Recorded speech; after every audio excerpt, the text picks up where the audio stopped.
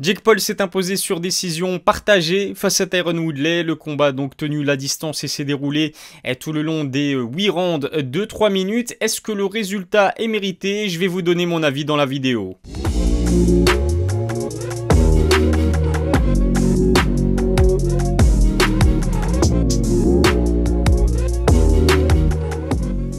Salut à tous, c'est Ilyes, on se retrouve aujourd'hui pour une nouvelle vidéo, le débrief de ce Jake Paul, Tyron Woodley. Le combat vient de se terminer il y a de cela quelques minutes seulement et j'ai été très déçu parce que je m'attendais à un KO. Alors bien évidemment, je ne m'attendais pas à ce que ce soit du grand art, le noble art, je ne m'attendais pas à ce que ce soit un bon combat de boxe, puisque d'un côté on avait Jake Paul qui est surtout youtubeur et qui s'entraîne sérieusement en boxe anglaise depuis seulement 3 ans, ce qui est quand même relativement récent. Et puis d'un autre côté on a Tyron Woodley qui a un excellent background en lutte, qui est un ancien combattant de MMA mais qui n'a jamais été le boxeur le plus technique, y compris à l'UFC. Je regarde ces combats là comme du pur divertissement, rien de plus. C'est comme si je me retrouvais devant un film de Rocky ou alors Creed, c'est la même chose de toute façon. Est-ce que j'ai eu du divertissement? Eh bien oui, au 4e round, puisque Tyron Woodley était à 2 doigts d'infliger le premier knockdown de la modeste carrière de Jake Paul. Jake Paul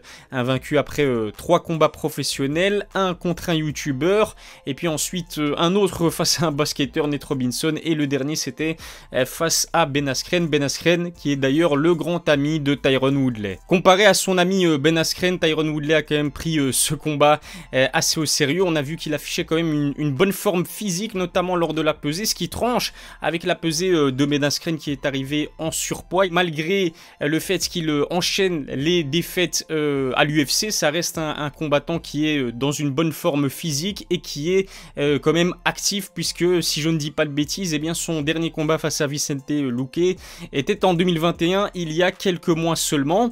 Bref, Tyron Woodley était clairement l'adversaire le plus redoutable que n'a jamais affronté, pour l'instant en tout cas, Jake Paul. Il y avait un léger intérêt sportif dans ce Jake Paul Tyron Woodley. Pourquoi je dis ça? Eh bien tout simplement parce que pour la première fois de sa vie, Jake Paul a accepté d'affronter un adversaire qui certes n'est pas le meilleur boxeur, y compris au MMA. Certes, Jake Paul avait l'avantage physique, avait l'avantage aussi en termes d'allonge sur Tyron Woodley, mais pour la première fois il affrontait un combattant qui a des points en feu et qui peut connecter à tout moment et éteindre la lumière. J'ai eu l'occasion d'en parler dans mon analyse d'avant-combat. Jake Paul est bien évidemment le meilleur boxeur des deux, il l'a prouvé puisqu'il maîtrise quand même ses bases, il a des bonnes bases, il se déplace bien, il utilise très bien son jab, il a une bonne compréhension de la distance.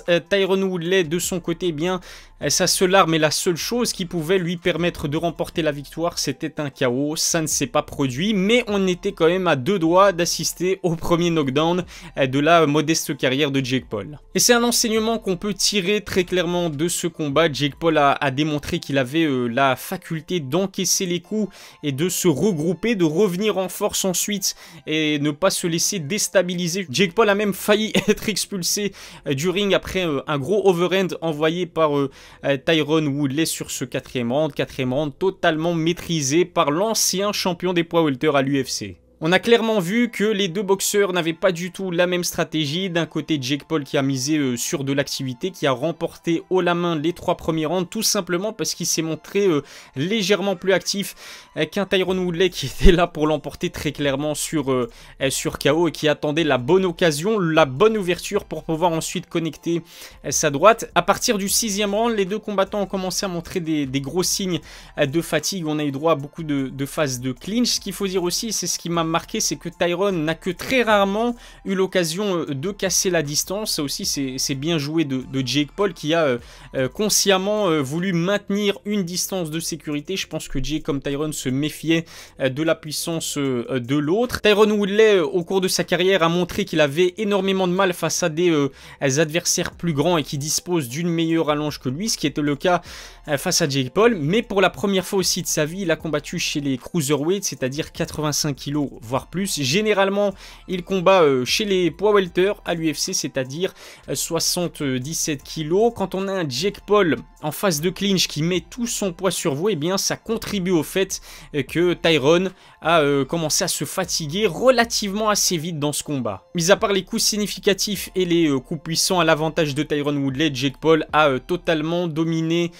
Tyron dans tous les compartiments de ce combat. Il a montré en plus que malgré un round plutôt mal négocié, le quatrième, il pouvait se relever en quelque sorte, même s'il n'a pas été mis au tapis, mais d'un point de vue psychologique, il a pu se remettre dans des bons rails et remporter ce combat sur une décision partagée. Le reproche que je peux faire à Tyron Woodley, c'est de ne pas avoir laissé ses coups partir. On a vu qu'il a eu l'occasion de coincer Jake Paul contre les cordes à plusieurs reprises, mais il n'en a pas profité. C'est finalement le même reproche que beaucoup de gens lui ont fait aussi sur ses derniers combats à l'UFC. En fait, j'ai l'impression que la peur de se fatiguer l'emporte sur Tyron Woodley qui ne laisse pas ses coups partir et qui ne tente pas sa chance. C'est plutôt dommage parce que face à Jake Paul, je pense qu'il aurait pu mieux faire et qu'il aurait pu l'emporter tout simplement sur KO. Et puis il faut dire aussi qu'à 39 ans, Tyron Woodley n'est plus du tout à son prime. Un Tyron de 34 ou 35 ans sur ce fameux overhand envoyé au quatrième round aurait pu coucher un Jake Paul malgré la différence de gabarit. Ce qui m'a fait de la peine, c'est la fin du combat, comment ça s'est passé. Jake Paul s'est montré plutôt respectueux envers Tyron Woodley. Il a quand même tenu à lui rendre hommage. Tyron reste un combattant qui a eu une énorme carrière, qui est peut-être l'un des meilleurs powerlifters de l'histoire du MMA, qui est un ancien champion à l'UFC, mais c'est fini tout simplement. Je ne pense pas qu'on le reverra même dans un combat d'exhibition en boxe, malgré le fait qu'il a presque mendié un rematch à Jake Paul. Alors on sait bien évidemment que Tyron s'est fait une grosse somme d'argent grâce à ce combat. D'après les sources et les articles que j'ai lus, on peut compter jusqu'à 1 million de dollars, et bien la somme que va empocher Tyron Woodley, c'est-à-dire plus du double que ce que Tyron s'est fait par exemple face à Darren Till lorsqu'il était à son prime. Jake va certainement se faire plus du double de la somme empochée par Tyron Woodley. Il était l'attraction numéro 1 de cette soirée. Il y a quand même eu pas mal de bons combats de boxe et de bons boxeurs engagés dans cette soirée. On doit revenir là-dessus. Daniel Dubois, Tommy Fury et puis surtout Amanda Serrano qui l'a également emporté sur décision unanime. Il a tenu à mettre en lumière des boxeurs qui ne bénéficient pas de la même couverture médiatique que lui.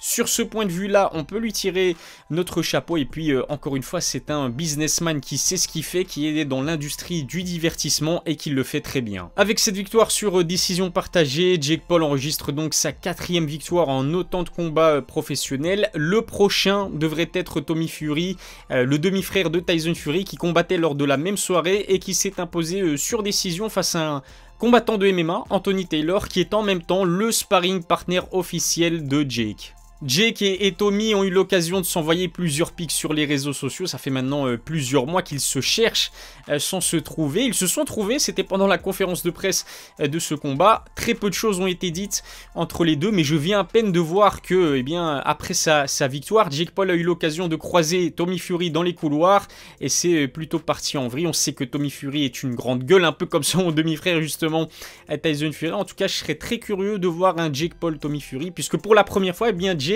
aura l'occasion de croiser un vrai boxeur professionnel, même si Tommy n'est pas aussi expérimenté que Tyson. Je pense qu'il est à 4 ou 5 combats professionnels. Il a en tout cas de la dynamite dans les points. Voilà ce que je pouvais dire sur cette victoire sur décision partagée de Jake Paul face à Tyron Woodley. Abonnez-vous à ma chaîne YouTube, lâchez un petit pouce bleu, ça fait toujours plaisir. Suivez-moi sur mes réseaux sociaux. N'oubliez pas aussi de vous abonner à ma chaîne secondaire que je viens tout juste de créer. Tous les liens dont vous avez besoin sont dans la description. Je vous remercie de m'avoir suivi.